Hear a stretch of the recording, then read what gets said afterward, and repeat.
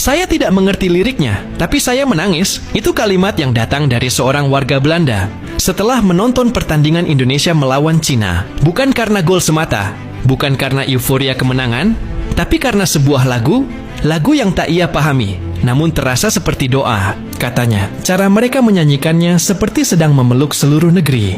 Lagu itu adalah Tanah Airku. Malam itu, lagu itu bukan sekadar dinyanyikan, tapi dirasakan oleh ribuan jiwa, oleh jutaan mata yang menyaksikan, oleh dunia yang diam-diam terpukau. Langit Jakarta malam itu bersinar lembut, seolah ikut mengucapkan syukur.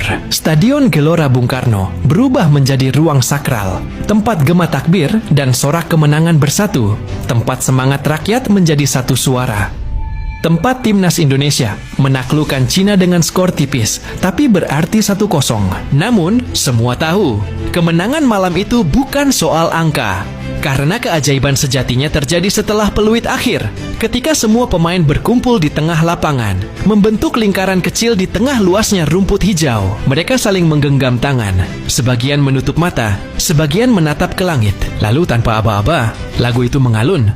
Tanah Airku, dengan pelan, dengan tulus, dengan suara yang terdengar rapuh tapi kuat, dan stadion yang semula bergemuruh mendadak hening. 60.000 orang berdiri tanpa bersuara, tanpa bergerak, hanya menyimak.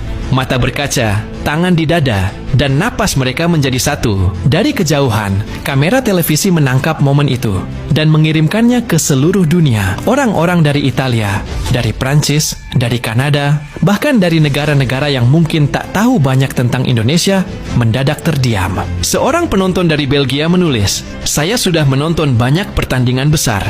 Saya tahu rasanya menang, saya tahu rasanya kalah.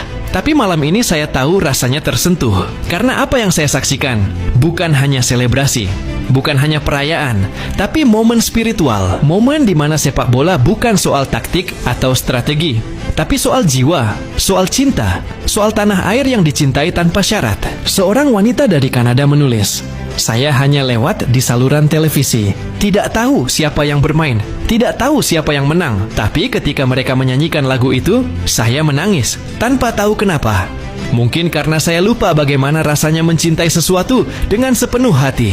Seseorang dari Italia menulis, "Saya sudah menonton Serie A, saya sudah menyaksikan final Liga Champions, tapi tidak ada yang menyentuh saya seperti yang dilakukan Indonesia malam ini." Seseorang dari Prancis mengatakan, "Ini bukan hanya pertandingan, ini seni, ini cinta, ini pengabdian." Dan seseorang dari Belgia menulis, "Saya benar-benar tidak siap dengan dampak emosional sebesar ini." Ketika mereka